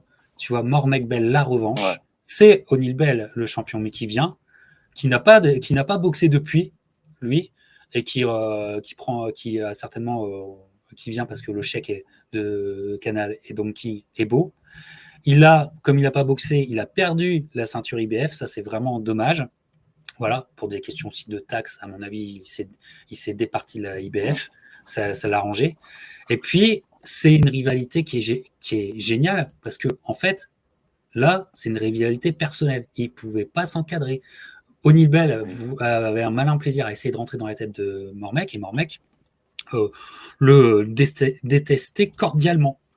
Regarde, à la pesée, le détestait cordialement, tu vois.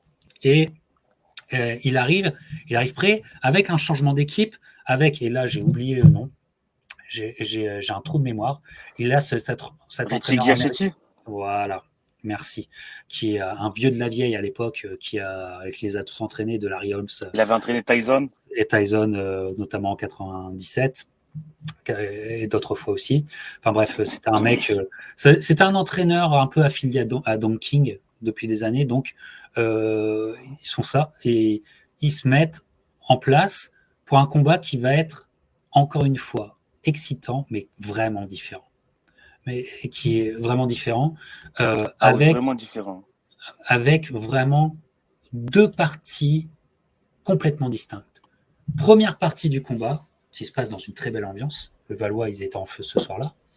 Euh, un combat qui, en première partie, peut ressembler au début du premier aussi. Euh, Mormec avance, il Ouais. est dans la boxe qu'on lui connaît, il est physiquement, il est, ça, il est prêt. O'Neil Bell, lui aussi, en fait, est prêt. Changement de gants chez O'Neil Bell. Il a des Clétoreyes et pas des Everlast. Ce qui me fait dire qu'il cherchait aussi le coup dur. Il croyait au coup dur. Et Ah oui. un combat Ah oui. serré. Serré. Ouais. Et moi, je pense qu'il y a un moment qui passe presque inaperçu aux yeux de l'arbitre, mais pas de nous, Greg. C'est les Ah oui. dernières secondes, dernier instant du 6e round, si je ne me Du trompe pas. septième round. Du 7e round. Je crois que Euh, c'était du septième, il me semble, hein. ça doit être ça, ça doit être ça. Où, pris dans un coin, O'Neil Bell, à la dernière seconde, met un 1-2 qui passe. Un 1-2 tout droit sorti de l'enfer sur Mormec, qui, heureusement, est tenu par les cordes, qui est, à mon avis, vraiment dans les vapes. Si ça s'était passé en milieu de round, je pense que ça se serait Ah très, oui. très mal terminé. Et là, qui est juste à un pas de son coin, qui est dans les vapes, mais qui reste debout, qui arrive à contenir ce qu'il peut contenir. L'arbitre est plus comment dire, est plus omnibulé à s'interposer, à remettre O'Neil Bell dans son coin, et ne voit pas que Jean-Marc, il est pas bien, quoi. Heureusement, l'entraîneur le Il met est tout de suite presque dans son. KO, hein. Il est KO, il est KO. Il le remettent et Ouais. il aurait pu se faire compter. Enfin, il aurait pu, ça aurait même, même dramatiquement, il aurait pu se faire arrêter. Mais ça passe, tu sais, comme une lettre à la poste, tu vois, auprès de l'arbitre. Mais ça a dû être très dur. Et puis, peu à peu, il y a une deuxième partie de combat qui est complètement différente, où, eh ben, c'est Mormec qui va tourner. C'est Mormec qui tourne. Et là, il y a un vrai débat à avoir. Euh, Greg, n'hésite pas si tu veux parler d'autres aspects du combat, mais là, je vais avoir un débat avec toi. Avant de commencer le débat, on tient à dire que nous, on est content que Jean-Marc Mormec retrouve ses titres et gagne le combat. Nous, ça nous va très bien, on s'en fout. Bien sûr. Mais Bien si sûr. tu arrives à t'extraire du contexte et du fait qu'on est partisan de Jean-Marc, cette deuxième partie de combat, comment tu l'interprètes? Moi, je l'interprète comme un Jean-Marc qui est un peu cramé et qui est obligé de tourner Ouais. et qui, pour survivre les rounds, et qui en aucun cas domine pugilistiquement O'Neil Bell. Et O'Neil Bell avance sur lui. Et pour moi, ce sont des rounds qui s'accumulent, gagnés par O'Neil Bell, mais qui, dans l'esprit du public et de tout le monde, seront gagnés par Jean-Marc. Donc, donc on est content Mm. de ça, Mais c'est quand même deuxième partie de combat qui est, si on est honnête, un peu bizarre, Greg. Mais moi, j'ai toujours pensé justement que c'est ce gauche-droite dont tu as parlé en fin de septième round qui a un peu pétrifié Mourmec et voilà, qu'il a un peu pétrifié, qu'il a bloqué, on dirait, tu vois. Mhm. Après, peut-être que je me trompe. Et par contre, tu disais que c'était dans les dernières secondes, mais il me semble bien que c'était sur le gong, voire un peu après, voire une demi-seconde après le gong, hein. Je crois que c'est sur le gong. C'est vraiment sur le coup est Ouais, lancé voilà, sur ouais. le gong. Ouais, Ouais, ouais, ouais, ouais. ouais, voilà. Et non, ouais, ouais, comme tu dis.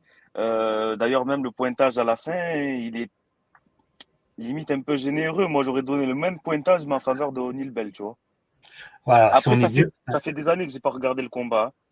Ouais, ouais. Ça fait plusieurs années que j'ai pas revu ce combat. Faudrait que je le revoie pour te confirmer ça. Mais d'après les souvenirs que j'en ai il y a quelques années quand je l'avais revu, j'aurais donné ce pointage-là, mais pour O'Neal Bell. O'Neal Bell, ouais. Bah, je suis un peu comme toi, moi. Malgré, Je comme suis un tu peu dis, que comme je toi. suis très heureux que Mohamed ait récupéré Voilà, ses voilà, on titres. s'en fout. On a tellement eu, comment dire, l'expérience de se prendre une cartouche pour nos boxeurs préférés qui n'ont pas la décision que Ah oui. pour une fois, on l'a pour nous. On va pas s'en plaindre. On va pas s'en plaindre. Mais quand même, moi, je suis toujours très surpris, tu sais, de revivre ce combat. Je crois que je l'ai revu il y a 2 ans de ça. Et d'écouter, tu sais, la foule, tu sais. Et puis en plus, Ouais, il y a la version Canal+, mais tu as aussi la version Showtime, parce qu'il s'est retransmis sur Showtime, le combat. ouais. Donc vous pouvez retrouver la version Showtime, et sur la version Showtime, ils sont plus timorés, tu vois, sur le résultat. Mais le résultat, on s'en fout. Eh oui. Jean-Marc récupère ses titres, WBC, WBA, voilà. C'est une grande victoire. Et pour la presse française et pour le sport français, c'est une énorme victoire. On a le champion qui est là, avec 2 ceintures, ce qui est énorme. Donc, en fait, c'est super. Bon, O'Neal Bell, l'aura mauvaise. Souviens-toi, il y a une échauffourée à la conférence de presse après. Euh, mais quelque part, D'après combat, ouais. dans ce qu'il dit, parce que tu sais, il s'invective, mais dans ce que dit Bell, écoutez ce que dit Bell, il n'a pas tort. Il n'a pas tort, tu vois. Et puis aussi, dernière chose avant de continuer la carrière de Jean-Marc Mourmec, moi je trouve qu'on a aussi raté un autre coche. C'est que en fait, Mourmec-Bell, c'était une putain de bonne rivalité. Et que ça aurait mérité, je sais pas ce que t'en penses, Mm. Greg, ça aurait mérité un troisième combat. Une Comme on belle, appelle bien sûr. le rubber Ah match, oui, la ah belle. oui. Hein, parce qu'il y avait une histoire. Mm. Parce qu'ils avaient, malgré eux, même s'ils ne pouvaient pas se saquer, ils avaient créé une histoire. Et j'aurais vraiment voulu voir un Eh oui. troisième combat entre eux. Ouais. Et il n'y aura pas. Ah, et Il y puis aura ça pas. aurait été la suite logique, hein. L'un gagne le premier, l'autre gagne le deuxième.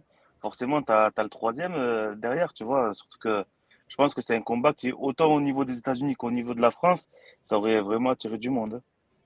Ouais, en France, ça aurait attiré du monde. Mais j'ai l'impression on voulait passer l'obstacle Bell au plus vite, en finir avec Bell au plus vite et passer à autre chose, tu vois. J'ai l'impression de ça. Voilà. C'était un élément dangereux, Ouais. Oh hein. oui, hyper dangereux, O'Neal Bell. Et c'était un sacré boxeur, hein. Et en fait, ça a été un grand cruiserweight. Jean-Marc a affronté finalement un grand cruiserweight de sa génération. Paix à Euh, son âme d'ailleurs, paix à son âme ouais, d'ailleurs, puisqu'il est décédé il y ouais, a quelques années. ouais, assassiné d'ailleurs. Euh, c'est Ouais, une ouais, sacrée. Le mec était dingo, hein. Le mec était fou. Revoyez ses interviews de ouais, cette ouais, période-là ouais. de Nilbel. Le mec était complètement dingo. Il était un peu thug aussi, je Ah, il pense. était chaud, Aussi. Il était chaud. ouais. Il y a des histoires. Il a quand même poursuivi un de ses sparring avec une machette après une dispute. Ouais. Le mec était quand même très très chaud. Il était du côté d'Atlanta. Et tu sais quoi? Je parlais Ah, avec un mec. je l'aurais pas trop chauffé, le mec, hein.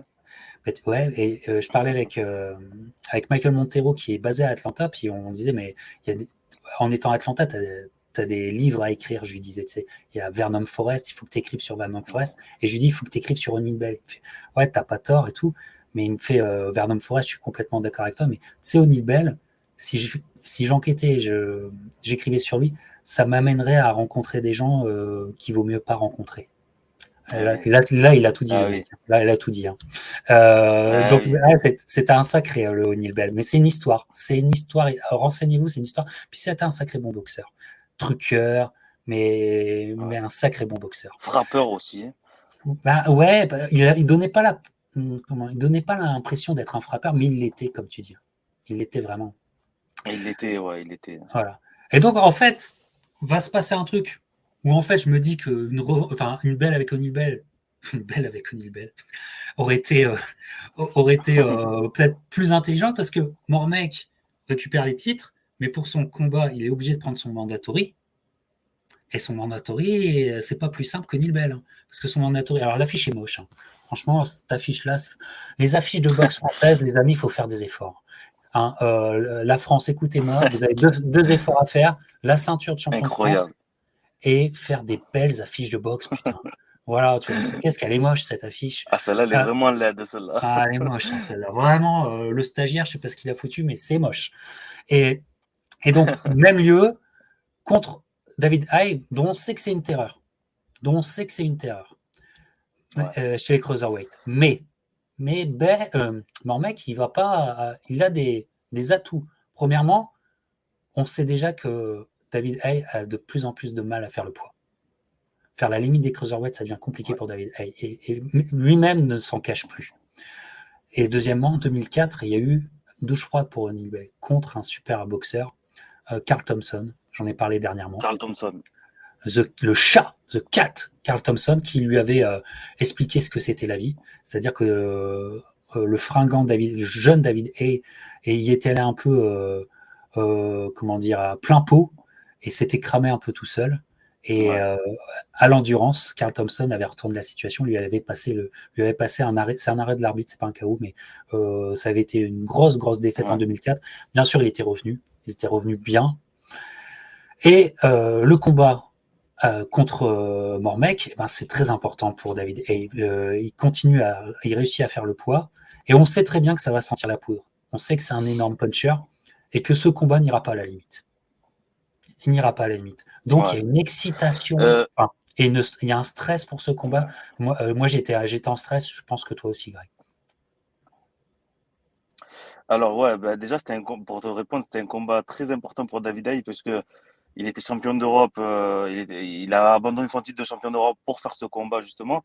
Et il savait que c'était le passage obligatoire pour monter après derrière en poids lourd. Donc, Ouais, c'était un combat qui était très, très important pour lui, tu vois. ouais. Ce qui était déjà l'objectif. Après, ce combat-là, moi, je l'avais pas vu en direct. Non? Je l'avais pas vu en direct parce que ce soir-là, je me rappelle très bien, j'étais à une soirée d'anniversaire d'un ami de l'époque. Et du coup, je l'avais pas vu en direct. J'étais dégoûté parce que le soir même, j'ai su qu'il avait perdu, quoi. Mais ouais, T'avais pour fait une revenir belle sur le preuve fait. d'amitié, Greg. Hein. T'avais fait une belle preuve d'amitié, hein, Ah quand ouais, même. là, Moi, ouais, je l'aurais fait grave. payer très Là, cher grave. à mon pote. Hein. Tu vois, voilà, tu vois. Bon, en même temps, Ouais, on c'est a clair. souvent raté des bonnes soirées à cause de combats de merde. Mais là, euh, mais là, celle-là, Surtout euh, que, vas-y. surtout que j'étais un très, très grand fan de Mormec, moi. Et Mais pour te ouais, raconter une petite anecdote à propos vas-y. de la préparation de David Haye, c'est un ami à moi, Jean-Marc Monrose. Je sais pas si tu te rappelles Oui, de Jean-Marc bien Monrose. sûr, bien sûr. Cruiserweight aussi. Voilà, c'est lui qui a été appelé par David Haye pour préparer son combat contre Ah, donc il a fait Mormec. des séances de sparring Parce qu'il, avec. Hey. Mhm. voilà, voilà, parce qu'ils avaient un peu le même morphotype, tout ça. Ouais. Et quelques années, Jean-Marc, il me disait que, parce que moi, j'étais un très bon collègue de Jean-Marc, je m'entraînais avec lui, j'avais mis les gants avec lui, tout ça. Et il me disait que un simple jab de David Haye, il t'électrocute. Et pourtant, Jean-Marc, il en a vu, hein. Ouais. Ouais, ah ouais, il en a Et il me eu disait, hein, virtuellement. je savais que mon mec, il allait. je- ouais. Et il m'a dit, je savais que mon mec, ça allait être compliqué pour lui parce que un simple jab de David Haye, c'est un truc de fou déjà. Alors Ouais. imagine quand tu prends une droite plein fer, tu vois. Tu m'étonnes. Enfin, un bras Et, arrière plein fer. et pourtant, on est. Alors, on va pas se mentir, moi je m'en souviens très bien, on est angoissé. Au combat, on est angoissé. On a vraiment peur de David Haye. Et puis, même dans l'équipe et tout ça, ils avaient fait monter la sauce et ils avaient bien fait comprendre qu'Haye, c'était un puncher. Donc, tout le monde avait compris ça. Donc, on était angoissé. Ah oui. Mais, paradoxalement, le combat commence très bien pour Jean-Marc. C'est-à-dire que Jean-Marc, et alors toujours pareil, dans sa boxe, Ouais. regardez encore les premiers rounds, les blocages qu'il fait, ça c'est des blocages d'école. Hein. Vraiment, Mormec et les blocages, c'est un truc à regarder. Ouais. Et, ça se passe bien.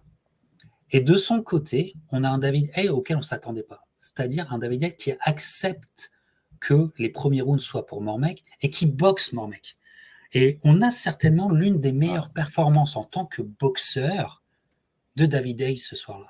Ce soir-là, David Haye n'est pas le puncher qu'on verra le combat d'après, par exemple contre Enzo Maccarinelli, il va le péter comme ça. Là, il choisit de boxer.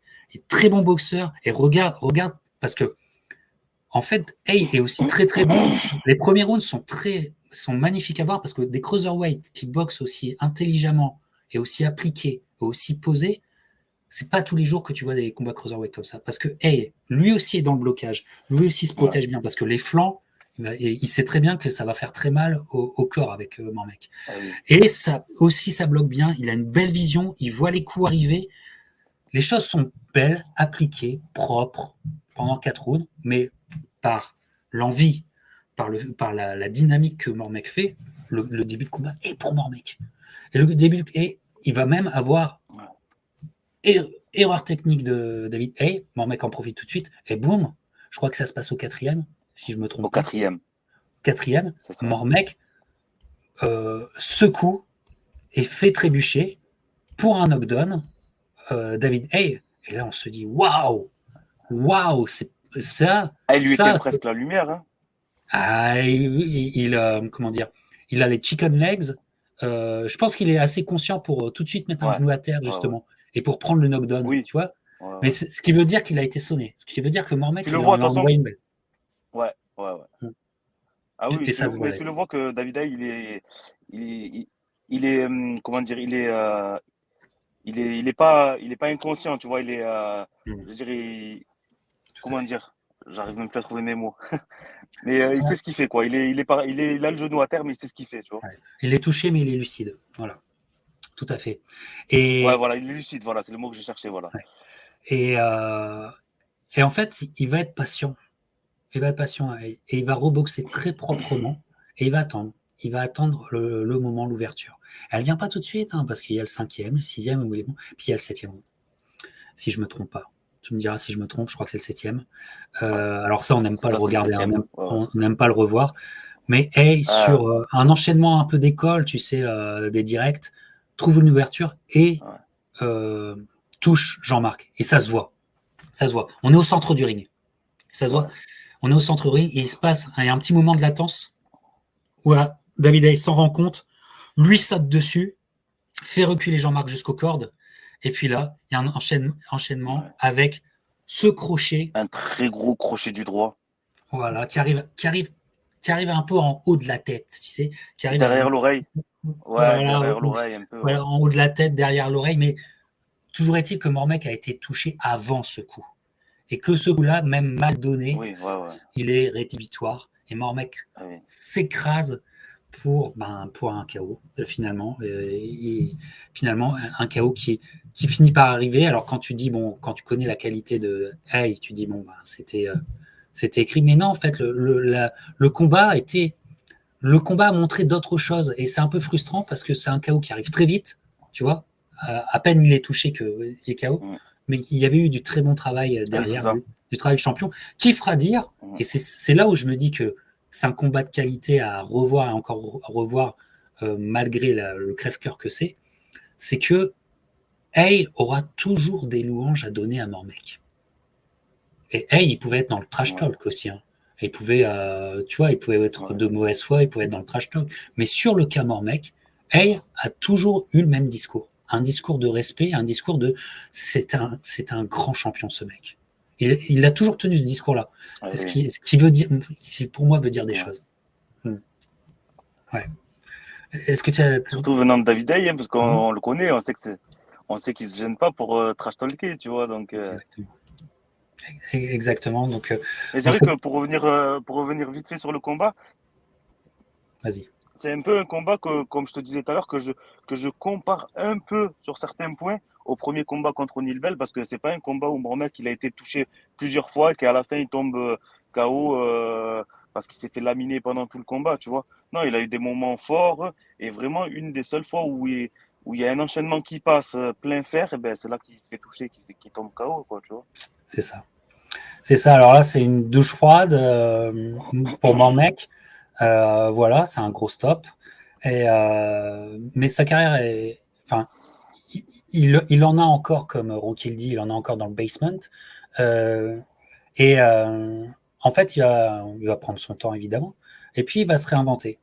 Je pense certainement pour peut-être, en fait, essayer de concrétiser un rêve de gosse.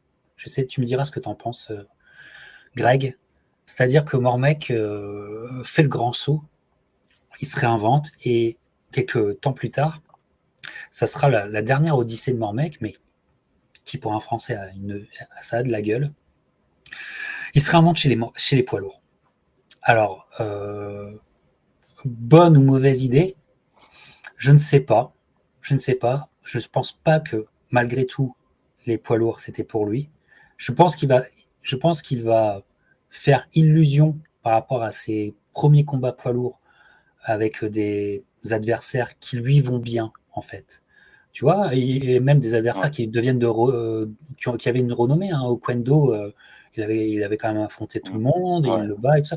Donc, mais ça, c'est Ah des oui, adversaires qui lui ah allaient oui, oui, bien. c'est clair. Voilà, ses adversaires poids lourds lui allaient Ouais. bien, mais je ne pense pas que la catégorie lui allait tant que ça. Alors ça, c'est un autre débat. Lui, il le pense pas, mais je pense que moi, en quoi je suis admiratif de Mormec aussi pour ça, c'est qu'il concrétise un rêve qu'on a tous, mais qu'on n'appliquera pas. Tu Oui. vois. Toi comme moi, on s'est rêvé poids lourd, tu vois, qui compétitionne Ah chez ben les moi, poids c'était mon lourds. rêve hein, quand je boxais, Ouais, mais quand oui, j'étais jeune. je t'ai entendu le dire une fois, et moi c'était pareil, tu vois, et tout. Je me disais même, waouh, putain, allez, prendre 5 kilos pour les poids lourds, tu vois, tu te.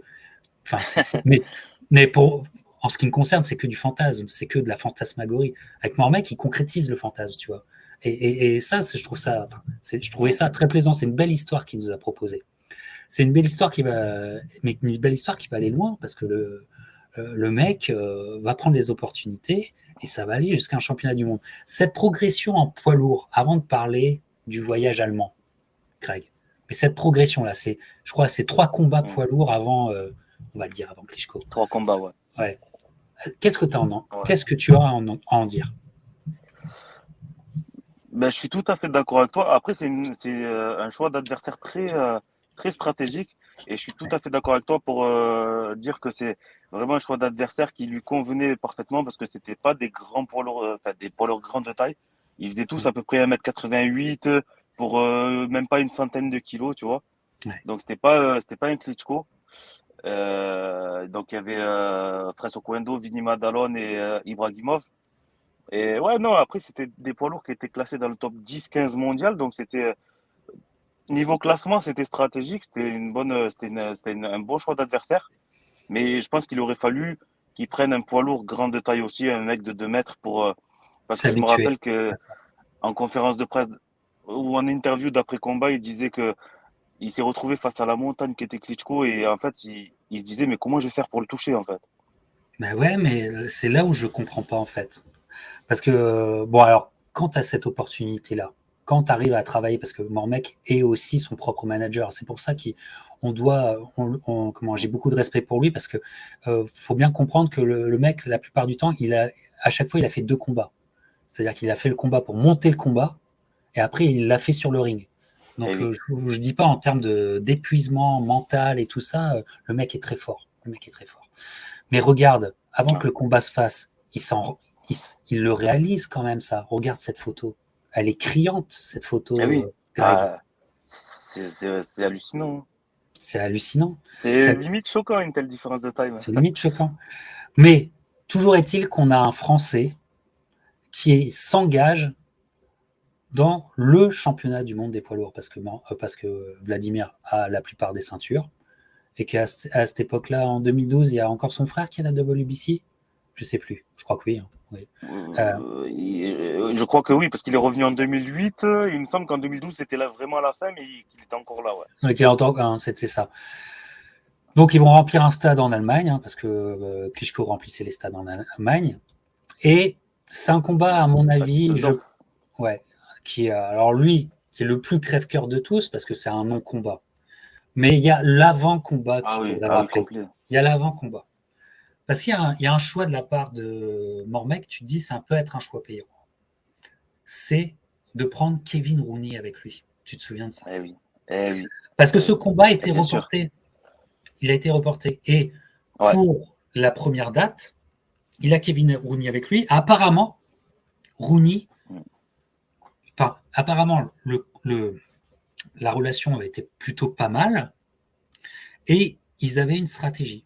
Apparemment, Rooney avait une stratégie pour Klitschko concernant Mormec. Là, tu te dis, bon, ça peut être de l'esbrouf, ça peut être pour vendre le combat, mais mais il y a une part de vérité aussi là-dedans. Il y a une part de vérité. Et donc, on était Ouais. très, très impatient de voir. Moi, j'étais beaucoup plus impatient de voir ce que ça donnait l'association Rooney-Mormec, parce il y avait un truc intelligent là-dedans, que le combat lui-même. Et malheureusement, Klitschko, en fait, reporte le combat parce il a des cailloux dans le sang, un truc comme ça, donc il se fait opérer. Donc c'est Calcul rénaux, ouais. le calcul rénal, voilà. Il se fait opérer, et là, j'ai l'impression que ce report, la dynamique chez Mormec, qui était une dynamique ultra positive, ça s'effrite. Kevin Rooney s'en va, on sait toujours pas vraiment les raisons. Ouais.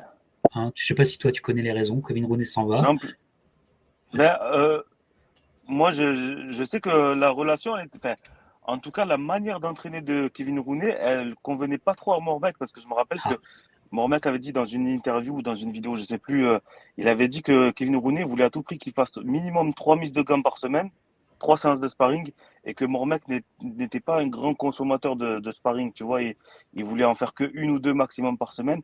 Et je sais que Mormec avait dit que ça lui plaisait pas, tu vois. mhm. Ah, ok. Bon, Après, je sais pas si c'est à cause de ça qu'ils se sont séparés, tout ça, tu vois, ouais, mais voilà. voilà. Mais donc, ça sera un changement dans son coin et tout ça. Et je pense ça va tout désorganiser. Ça, c'est clair, ça va tout désorganiser. Et en Ouais. plus de cela, le combat arrive.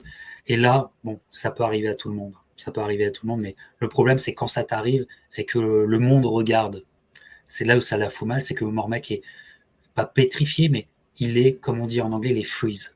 C'est, il est, Il est, ouais, il, ouais, c'est ça. il, il exprime rien, il est complètement bloqué, tu vois, il est tight, Il il est est impuissant, complètement tout bloqué, simplement. Il est tout simplement impuissant. impuissant, Et malheureusement, regarde ça, cette photo, elle est déchirante.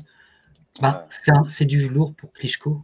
C'est du velours pour Klitschko parce que Klitschko Ouais, n'a ouais. qu'à travailler Bah sur ce oui. qui s'est bien travaillé. Au pire, il le prend en clinch, le Ouais, fatigue. En fait, voilà. Mais il y en c'est a même même pas pas. eu besoin parce que Mohamed n'est pas Voilà, arrivé à s'approcher, quoi.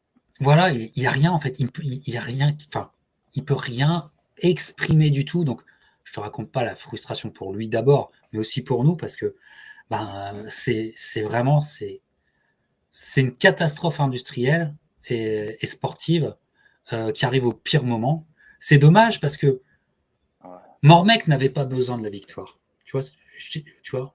Parce que dans l'histoire dans Faire l'histoire, un grand moi, combat, ça suffisait. exactement. Et même faire une belle prestation ou être comme une prestation comme Ouais, Brian Jennings. Je sais pas si tu te souviens de Klitschko contre Jennings. ouais, Jennings, ouais, il peut ouais, pas faire grand ouais, ouais, chose, bien sûr, ouais. mais il donne ce qu'il peut. Il est là, il fait la Ouais, limite. Et finalement, c'est la grande soirée de Brian Jennings.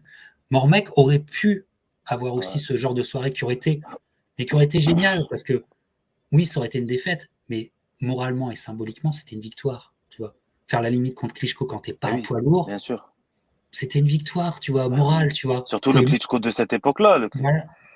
Vas-y. Le Klitschko de cette époque-là, il était au sommet de sa carrière. Il était dans son prime, vraiment dans son Mmh. prime. Il mettait tout le monde KO. Tu vois, avec son bras arrière, il mettait tout le monde KO. Ou Et son puis, crochet gauche aussi. tout à fait. Et voilà, faire un grand combat face à ce Klitschko-là. Et puis, il avait repris de la confiance, Klitschko, en ayant annihilé David Hay. Parce que ça aussi, c'est un combat frustrant. Et Eh David oui, Hay, eh ça oui. arrive un an avant. Et tu vois, je pense que Ouais, Mormec, peut-être qu'il ça aurait été mieux qu'il prenne Klitschko avant David Hay. parce que Klitschko avait toutes les clés pour ce genre ce genre de format physique, tu vois. Et David Haye, en fait, David Haye sort un combat pourri en termes offensifs, mais regardez bien Klitschko contre David Haye, en termes défensifs, et il sort un masterclass défensif pour pas se faire péter la gueule, hein, parce que Ouais. tu vois, Ah oui. passe son temps, mais il peut pas faire autre chose, tu vois, tu peux pas faire autre chose contre un Klitschko quand t'es trop petit, voilà, on le sait bien, tu vois, c'est pas un hasard si c'est Tyson Fury qui arrive à le battre, tu vois, c'est pas un hasard. Euh, Ah oui. voilà. Donc c'est très Mais frustrant. pour revenir, ouais. Mais pour revenir à ce que tu disais tout à l'heure, je pense effectivement que Kevin Rooney, c'était vraiment l'entraîneur idéal pour préparer ce combat-là, parce que je me rappelle de vidéos que j'avais vues d'avant-combat, D'accord. où je voyais mon mec faire des Oui. mouvements du buste et tout. Je me disais, mais on avait presque Le l'impression de voir peekaboo. Tyson, frère, tu vois. Mormec qui fait le peekaboo. Ouais, ouais, ouais. Ouais. Ouais, c'est ça. Et j'avais presque l'impression de voir Tyson, tu vois. Et même, après, c'est un Américain. On sait qu'ils en font beaucoup. On sait qu'ils en font des tonnes. Kevin Rooney avait dit, j'ai l'impression de revoir Mike Tyson quand je vois mon mec, tu vois. Ouais. Ouais. Ouais, je pense il en faisait un peu beaucoup, mais il y avait une Ouais. application. Et c'est vrai que le peekaboo contre Klitschko, c'était pas con. C'était pas con si tu voulais Eh travailler oui, le Klitschko au corps comme personne n'arrivait à le travailler. bien sûr. C'était pas Bah, c'est con, ça. vraiment. C'est vraiment. Moi, je pense qu'il y a une histoire dans l'histoire de l'avant-combat du côté de Mormec dont on ne sait pas encore tout. Mm. Et que peut-être Ouais. on saura on Puis pourra même en après, écrire un livre.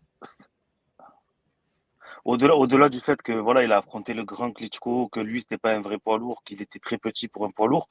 Il a aussi, Klitschko aussi, tu me diras, hein, mais il a aussi enchaîné deux préparations d'un coup, on va dire, parce que le Voilà, combat à la base était prévu pour décembre 2011 et il a été ça l'a reporté cramé. que de 3 mois pour début mars 2012. Ça l'a Donc, en cramé. fait, voilà, il a fait 6 mois de préparation pour ce combat, c'est ça. C'est Mm. ça. C'est ça. Donc, comment dire, ce qui s'est passé sur le ring est frustrant, mais quand même, il faut. Là où on peut l'applaudir, c'est qu'il allait au bout de son projet. Aller au bout Mm. de son projet. Quand tu es français, quand tu es donc dans un market, dans un marché qui n'est pas le plus dominant qui soit, tu vois.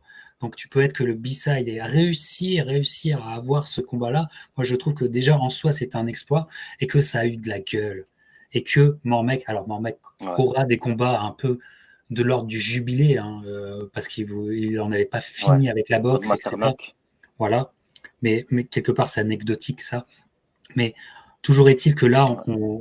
on- on peut maintenant avoir du recul sur sa carrière.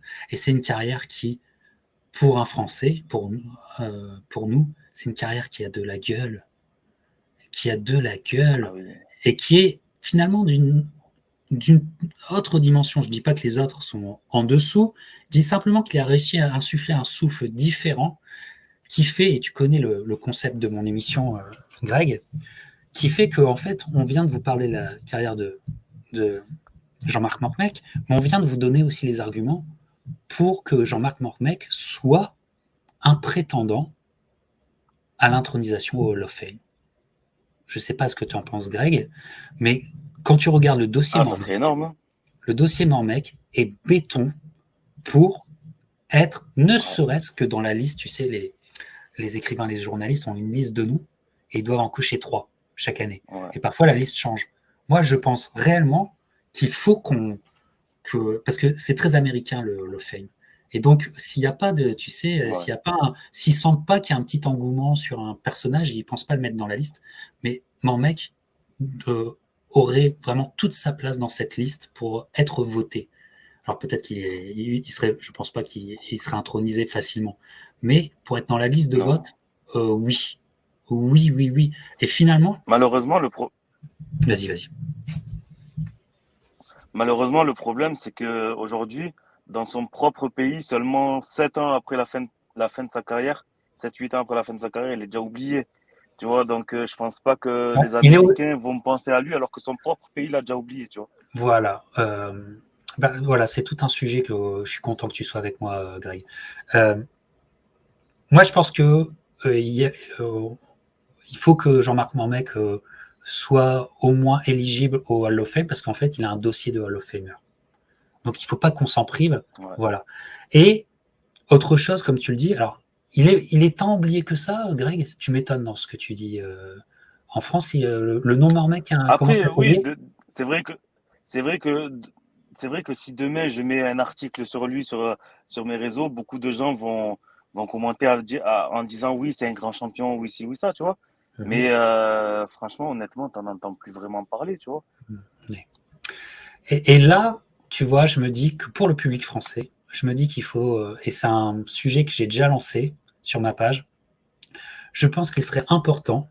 Alors, comment dire, c'est un thème très américain, c'est une notion très américaine, mais il faut qu'on l'importe. C'est le thème du Hall of Fame.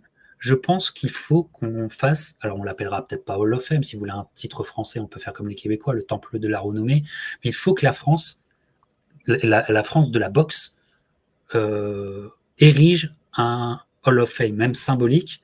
Moi, j'adorerais y participer, et Greg, il faudrait aussi que tu y participes, parce que euh, en quoi c'est important, c'est que c'est de l'histoire en action. C'est-à-dire qu'on remet au goût du jour des grands champions et on ne les fait pas tomber dans l'oubli, comme tu dis. Et je pense même qu'il est très important que ça soit la boxe en France qui soit la première à travailler ce concept. À- et ça pourrait être le sujet de youtubeurs comme nous, tu vois. Et ça pourrait être l'association de youtubeurs comme nous qui pourrait essayer de monter ça. Je pense que c'est très important qu'on soit le premier sport à le faire parce que tu sais quoi, tous les autres sports vont s'y mettre. Que ça soit le basket, que ça Eh oui, soit le rugby, que ouais, ça soit le tennis, que ça soit certainement le football. Je suis persuadé qu'en France, le Hall of Fame, le Temple de la Renommée, ça va arriver, les amis. Le Temple de la Renommée français va arriver. ouais. Alors, autant que ça soit nous qui profitions d'être les premiers pour refaire monter la sauce de notre sport et de nos champions. Qu'en penses-tu, Greg? Ah oui, non, mais c'est clair, hein, surtout que, voilà, comme tu dis, un mec comme Jean-Marc Mormec, c'est vraiment le boxeur que tu pourrais, comme tu dis, qui a le dossier béton pour y être. Donc, c'est vrai que ça serait très important de lui rendre cette récompense-là, tu vois. Voilà, voilà, on a besoin. Donc, Ah, ça c'est sera clair. la conclusion de notre discussion. Jean-Marc Mormec, on a besoin d'un temple de la renommée de la boxe en France et ça sera certainement le premier intronisé. Ben écoute, Greg, c'était un vrai plaisir de partager cette discussion Hall of Fame avec toi pour parler de la scène française, Ah, parler plaisir partagé. d'un grand chapitre de la scène française.